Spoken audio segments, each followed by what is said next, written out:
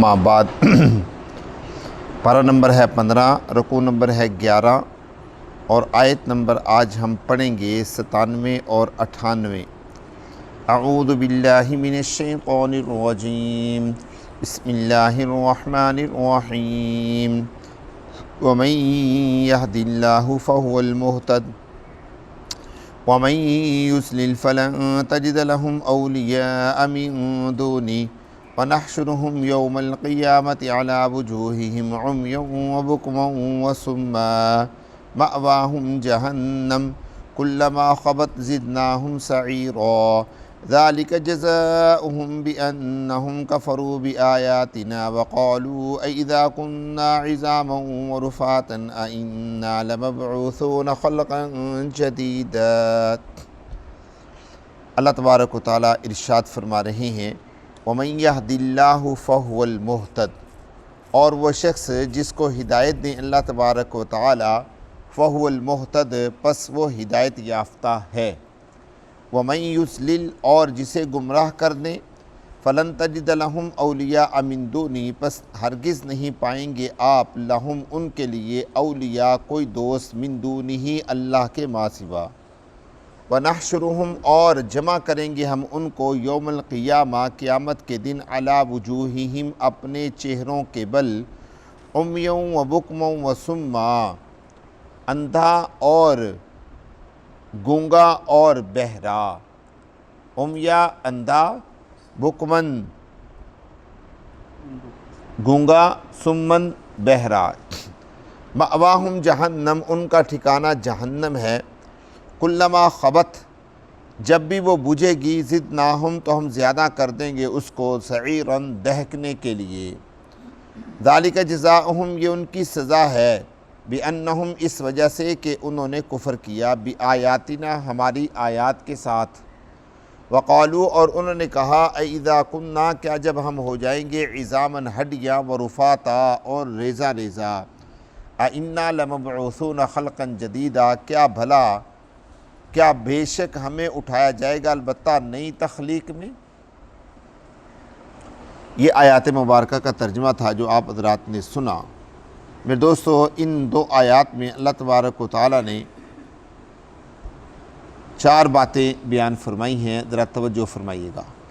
ان میں سے ایک بات تو یہ ہے کہ اللہ تبارک و تعالیٰ جسے ہدایت دیں اسے کوئی گمراہ نہیں کر سکتا۔ انسان جو ہدایت پر ہے، سیدھے راستے پر ہے، اس کو گمراہ کرنے کے جتنے مرضی ہینے بہا لے، جتنے مرضی طریقے اختیار کر لے، شیاطین کی طرف سے یا انسانوں کی طرف سے یا کسی بھی صورت میں کوئی اس کو گمراہ نہیں کر سکتا۔ اور جس آدمی کو اللہ تبارک و تعالیٰ گمراہ کر دے، من یضلل، اور جس آدمی کو اللہ گمراہ کر دے، فلن تجد لہم، پس ہرگز نہیں پائیں گے آپ ان کے لیے کوئی دوست۔ دوسری بات یہ بیان کی، اس کا مطلب یہ ہوا کہ ہدایت اور گمراہی یہ اللہ کی طرف سے ہے۔ اور اس آیت مبارکہ کی صحیح تشریح وہ حدیث مبارکہ کرتی ہے جس میں آتا ہے، اب ذرا توجہ کرنا، جس میں آتا ہے کہ رسول اللہ صلی اللہ علیہ وسلم نے ارشاد فرمایا کہ بندے اللہ تبارک و تعالیٰ فرماتے ہیں کہ بندے کا دل میری 2 انگلیوں کے درمیان میں ہے۔ انسان کا دل میری 2 انگلیوں کے درمیان میں ہے، میں جدھر چاہوں پھیر دوں۔ اگر میں ہدایت کی طرف چاہوں تو ہدایت کی طرف پھیر دوں، اگر میں گمراہی کی طرف چاہوں تو میں گمراہی کی طرف پھیر دوں۔ لیکن اس کا ہرگز مطلب یہ نہیں ہے کہ اللہ تبارک و تعالیٰ انسان کو حکم دیتے ہیں یا گمراہی کے اوپر لا کر کھڑا کر دیتے ہیں کہ یہ گناہ کرو، یہ مطلب ہرگز نہیں ہے۔ جیسے شیطان کہتا ہے نا کہ میں کبھی کسی کو یہ تو نہیں کہتا کہ یہ کام کرو، شیطان کہتا ہے میں تو دل میں ہلکا سا وسوسہ ڈال دیتا ہوں، پھر وہ بندہ خود بخود دوڑ پڑتا ہے برائی کی طرف۔ تو اللہ تبارک و تعالیٰ کی طرف یہ نسبت کرنا کہ اللہ تبارک و تعالیٰ انسان کو گمراہ کرتے ہیں، بالکل گمراہی کے اوپر لا کر کھڑا کر دیتے ہیں، یہ غلط ہے۔ ہاں یہ ضرور ہے کہ انسان کو اللہ تبارک و تعالیٰ نے دونوں راستے دکھلا دیے کہ بھائی یہ راستہ ہدایت کا ہے اور یہ راستہ گمراہی کا ہے، اب جو تیرا دل چاہے کرے۔ ہاں جو شخص بدبخت ہے، ازلی بدبخت ہے، جس کے نصیب میں لکھا ہی نہیں ہے ہدایت یافتہ ہونا، اللہ اس کے اوپر مہر لگا دیتے ہیں۔ اور مہر کی دلیل کیا ہے؟ صم و بکم و عمیٰ۔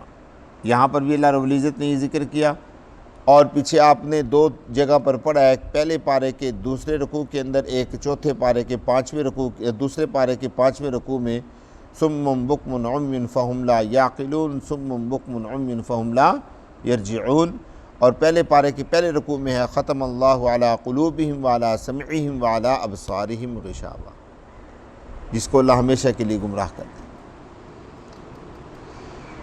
اب جو لوگ ہمیشہ کے لیے گمراہ ہیں ان کا حشر کیا ہوگا؟ تیسری چیز اللہ تبارک و تعالیٰ نے یہ بیان فرمائی ہے۔ اللہ فرماتے ہیں وَنَحْشُرُهُمْ يَوْمَ الْقِيَامَةِ، اور ہم جمع کریں گے ان کو قیامت کے دن عَلَى وُجُوهِهِمْ، ان کے چہروں کے بل، ان کے چہروں کے بل۔ کیا مطلب ہے؟ حدیث پاک میں آتا ہے، نبی محترم صلی اللہ علیہ وسلم ارشاد فرماتے ہیں کہ قیامت والے دن لوگ 3 طرح سے ہوں گے۔ جو اپنی قبروں سے اٹھیں گے وہ 3 طرح کے لوگ ہوں گے۔ نمبر 1 وہ لوگ جو سوار ہو کر اللہ کے عرش کے سامنے میدان حشر میں جائیں گے۔ دوسرے وہ لوگ ہوں گے جو پیدل چل کر میدان حشر میں جائیں گے۔ اور اللہ کے پیارے پیغمبر فرماتے ہیں تیسرے وہ لوگ ہوں گے جن کو الٹا لٹا کر منہ کے بل گھسیٹ کر میدان حشر میں لے جایا جائے گا۔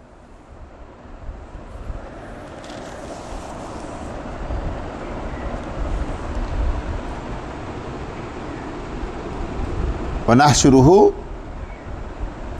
يَوْمَ الْقِيَامَةِ، ہم ان کو گھسیٹیں گے یا جمع کریں گے قیامت کے دن عَلَى وُجُوهِهِمْ، ان کے چہروں کے بل، عُمْيًا وَبُكْمًا وَصُمًّا۔ اور آپ حضرات نے یہ تو سنا ہے، حدیث مبارکہ میں آتا ہے، اللہ کے پیارے پیغمبر فرماتے ہیں جب انسان کا حساب کتاب ہوگا، جب جہنم کے اندر پھینکا جائے گا تو بھی گھسیٹ کر لے جایا جائے گا، اور جب جہنم کے اندر پھینکا جائے گا تو بھی اوندے منہ پھینکا جائے گا، یعنی منہ نیچے کو ہوگا، ٹانگیں اوپر کو ہوں گی، اس طریقے سے جہنم کے اندر پھینکا جائے گا۔ دوستو یہاں پر ایک بات میں عرض کر دوں، اکثر ہمارے ہاں جو حضرات ہیں وہ خاص طور پہ مسلمان حضرات یہ کہہ دیتے ہیں کہ جی ہمیں کیا ضرورت ہے، ہم تو مسلمان ہیں، ہمیں ضرورت ہی نہیں ہے، ہم تو مسلمان ہیں۔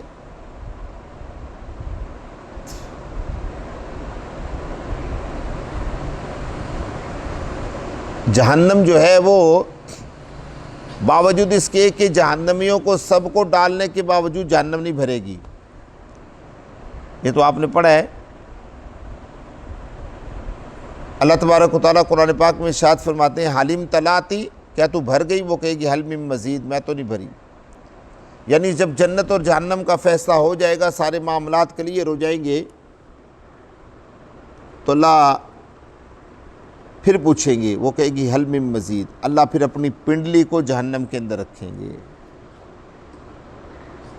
پھر وہ جہنم چرچرائے گی کہ بس اب میں۔ اکثر مسلمان یہ کہتے ہوئے سنا جاتا ہے کہ جی ہم تو مسلمان ہیں، ہمیں کیا ضرورت ہے، یا اکثر مسلمان یہ کہہ دیتے ہیں کہ جی جہنم میں جائے گئے بھی تو چند دن کے لیے جائیں گے، پھر واپس آ جائیں گے، جنت میں چلے جائیں گے۔ دوستو مسئلہ یہ نہیں ہے، سوال تو یہ ہے کہ ڈھونڈنا یہ ہے کہ کوئی آدمی قیامت والے دن جہنم میں مسلمان جائے گا بھی کہ نہیں۔ میرے بات کے اوپر آپ نے غور کرنا ہے، توجہ کرنی ہے، آج کی ڈیٹ میں یہ بڑی قیمتی بات ہے، اس کو ایسے ہی نہیں سن کے چلے جائیے گا، کہ دیکھنا تو یہ ہے کہ جہنم کے اندر کوئی مسلمان جائے گا بھی کہ نہیں۔ جس حالت سے آج ہم گزر رہے ہیں وہ تو ایمان والی حالت ہے ہی نہیں ہے، کیوں جی؟ جس حالت سے ہم گزر رہے ہیں وہ تو ایمان والی حالت ہے ہی نہیں ہے،